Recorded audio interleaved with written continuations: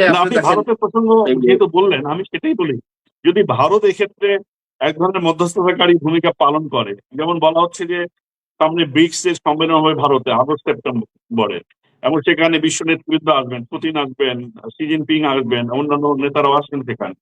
এবং ভারতের একটি বড় কনসার্ন হচ্ছে সিকিউরিটি কনসার্ন। তাদের ভাষায় যে বাংলাদেশে বর্তমানে যা হচ্ছে সেটি ভারতের জন্য খুব উদ্বেগজনক, কারণ এখানে এক ধরনের জঙ্গিবাদের সম্প্রসারণ ঘটছে, এক ধরনের জঙ্গিবাদের সামরিক নানা তৎপরতা চলছে দেশি বিদেশি বিভিন্ন গোয়েন্দা সংস্থার ভারতের যেটি সিকিউরিটি ইস্যু কনসার্ন। ফলে তারা তাদের প্রতিবেশে এই ধরনের পরিস্থিতিকে তারা বাড়তে দিতে চায় না। তারা যদি একভাবে মনে করে যে এখানে একটা স্বাভাবিক গণতান্ত্রিক পরিবেশ আসুক, শেখ হাসিনা ফিরে আসুক, রাজনীতি করুক, গণতান্ত্রিক এবং এই পরিবেশ দেশে যে আসবে, দেখেন এখানে যে গণতান্ত্রিক পরিবেশ যে এবং সেক্ষেত্রে আসবে ভারত যদি এক ধরনের সেখানে বিপিএল করে, মানে আন্তর্জাতিক পক্ষগুলোর সাথে, সেটার কোনো প্রভাব এটা পড়তে পারে শুনেন, কি? এই আন্তর্জাতিক এই যে যে সম্মেলন হচ্ছে, সেই সম্মেলনে কি শেখ হাসিনার বা আওয়ামী লীগের পতন কোনো ইস্যুতে থাকবে? সেটা কি কোনো এজেন্ডায় থাকবে? সেখানে কোনো সিকিউরিটি কিছুতে ইস্যু থাকবে না, থাকবে, থাকবেও না। সীমান্ত সিকিউরিটি ইস্যুতে সিকিউরিটি, তো নিরাপত্তা, এই সিকিউরিটি প্রসঙ্গগুলো তো আলোচনা হবে। সিকিউরিটি এইটা আপনার কষ্ট কল্পনা যে তাদের এই সীমান্ত সিকিউরিটির জন্য তারা শেখ হাসিনাকে আইনে আবার ইনস্টল করবে, আবার ক্ষমতায় আনবে, তারপর বাংলাদেশের যে জনমত তার বিরুদ্ধে চলে যাবে। এই যে বিএনপির যারা ক্ষমতায় আসছে 5 বছরের জন্য এই ইলেকশন করে, তারা কি এই জিনিসটাকে ভালোভাবে নেবে? এটা তো একটা পার্মানেন্ট শত্রুতার সৃষ্টি হবে। তারা বরং বিএনপির সাথে ডিপ্লোমেসি করতেছে যে কিভাবে সম্পর্কটাকে আরো বেশি উন্নত করা যায়। সেই জন্য তারা একটা মন্ত্রী লেভেলের লোককে একজনকে দিছে আপনার অ্যাম্বাসেডর, হাই কমিশনার করে। সুতরাং আমরা যেটা ভাবি, আমরা আবেগ প্রবণিত হয়ে ভাবি।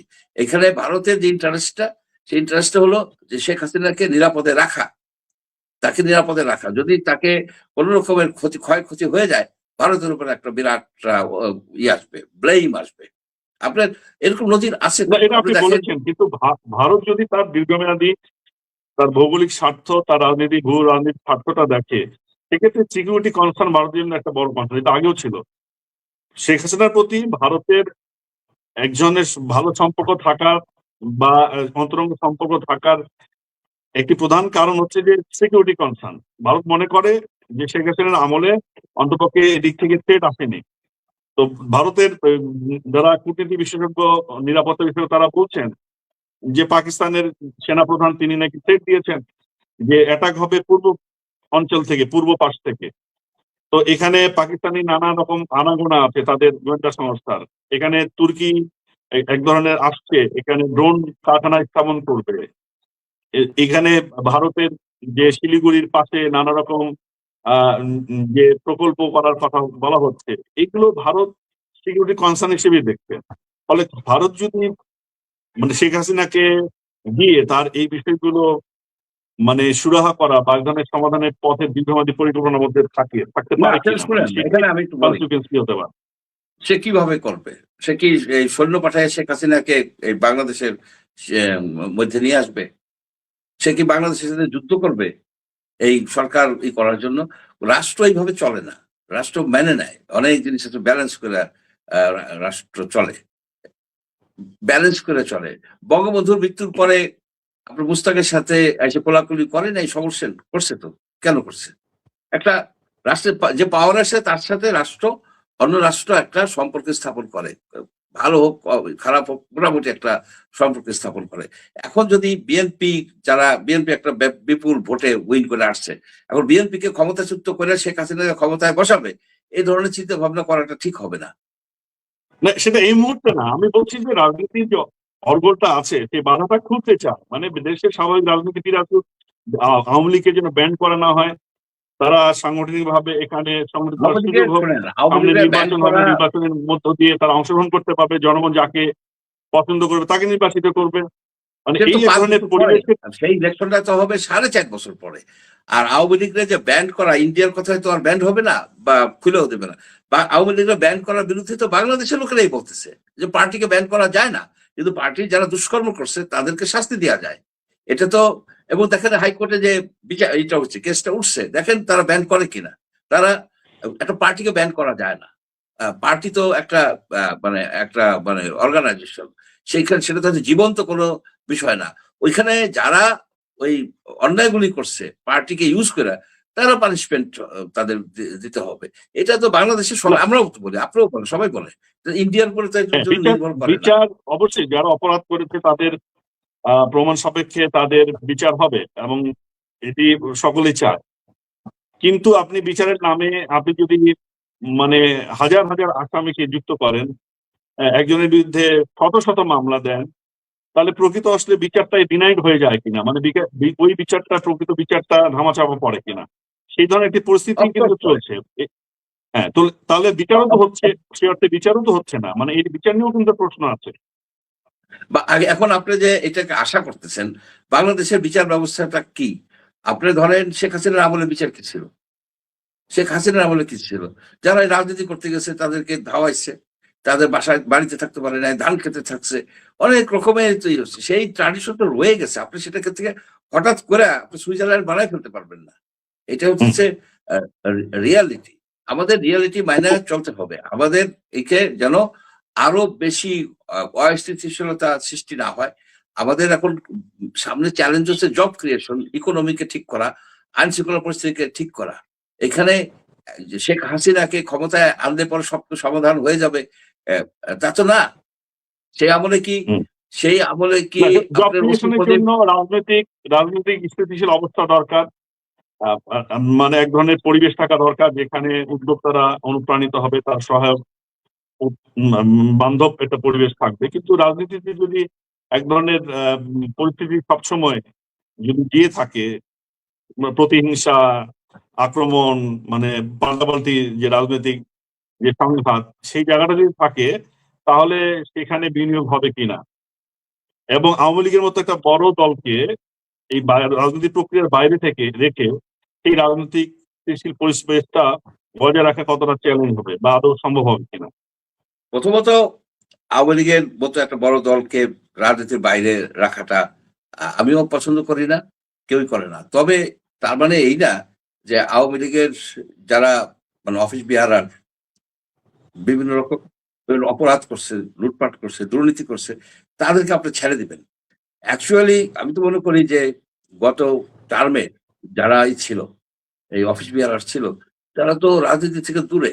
আপনি বলেন যে যুবলীগের কোন কমিটিটা রাজনৈতিক বিবেচনায় গঠন করা হয়েছে? কমিটি কিনে নিছে। 25 লাখ 30 লাখ টাকা দিয়ে এরা কমিটি কিনে নিছে। কিনে নিয়ে মানুষের কাছ থেকে 25-30 কোটি টাকা আদায় করে ফেলাইছে। লুটপাট করছে। তো এখন এরা কি রাজনীতিক? এরা তো এই যে যেসব লোকজন এই যে মিছিল করে কিংবা যারা এগুলি করতেছে, তারা সেই দিনের কথা চিন্তা করে যে আমরা কি লুটপাট করছি, এখন করতে পারতেছি না।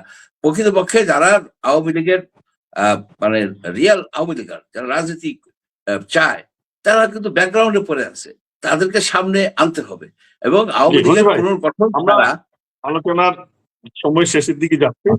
বিষয় যে আপনি যেহেতু বলছেন যে রাজনীতি করাপ্টেড হয়ে গেছে, যারা আওয়ামী লীগের সাথে গত টার্মে যুক্ত ছিল তারা প্রকৃত রাজনীতিবিদ না, তারা রাজনৈতিক বেচাকেনাটা পণ্যে পরিণত করেছে।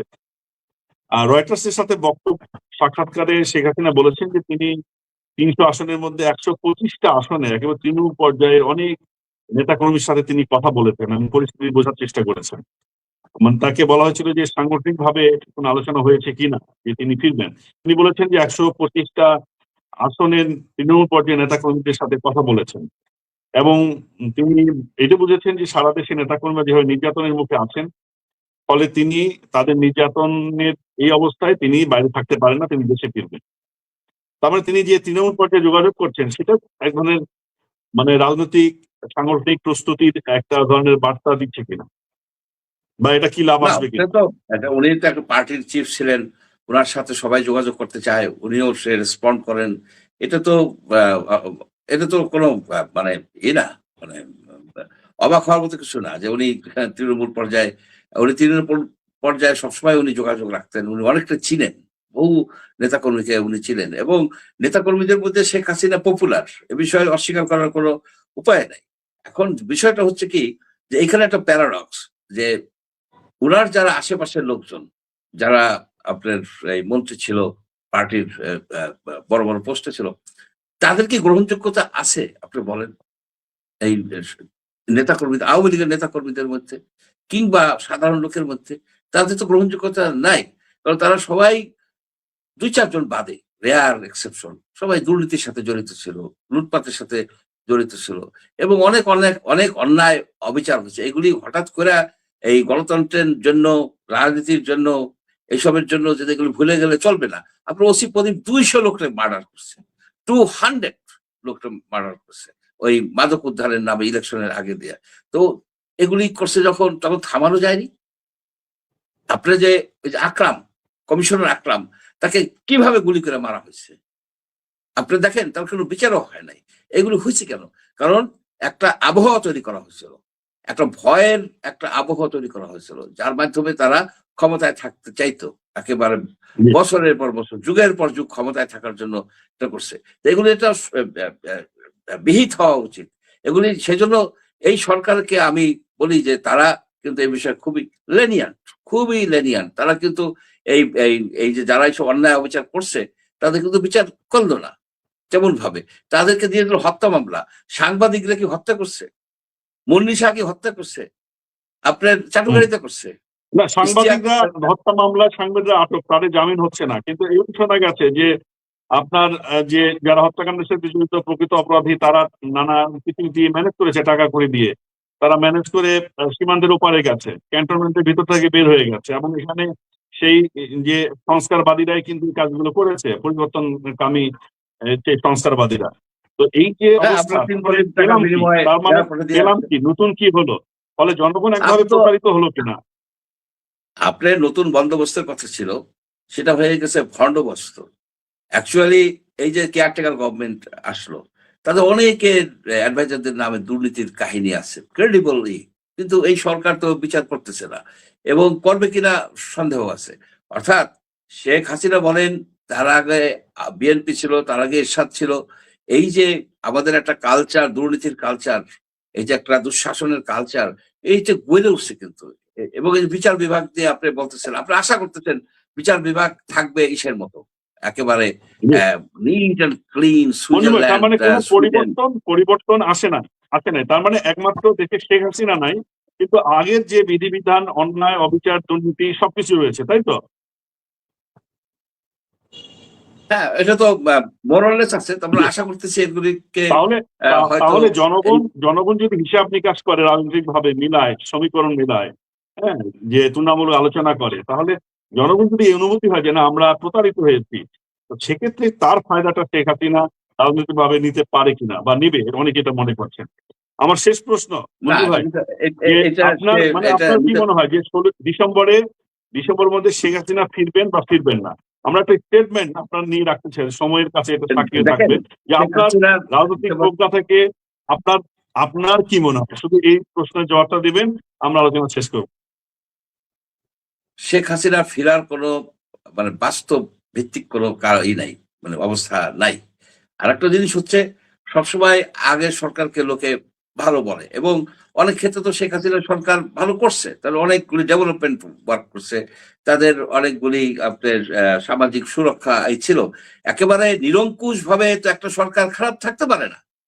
এবং তার থেকে ভালো কিছুর আশায় যখন মানুষজন এই আন্দোলন করছে, সেই আশাটা তাদের পূরণ হয় নাই। এখন হচ্ছে কি, একটা ইলেকশন হয়েছে, একটা নতুন সরকার আসছে, এই সরকারটা 6 মাস পার হয়ে গেছে হয়তো। এখনো আমরা আশাবাদী থাকতে পারি। আমরা দেখি 6 মাস, আরো 6 মাস পরে চূড়ান্ত মূল্যায়নের সময় আসেনি, নতুন সরকারকে সময় দিতে হবে। তো আপনি বলতে পারবেন না যে এই সরকার ফেল করে গেছে, এই সরকার, সেটা বলার মতো অবস্থা নাই। তবে কিছু কিছু সিমটম আছে, চ্যালেঞ্জ আছে, সেগুলিকে আমরা তো বলি, কিন্তু আমাদের দেখতে হবে। আমরা আশা সেগুলো নিয়ে হয়তো আমরা পরে অন্য কোনো সেকশনে কথা বলবো।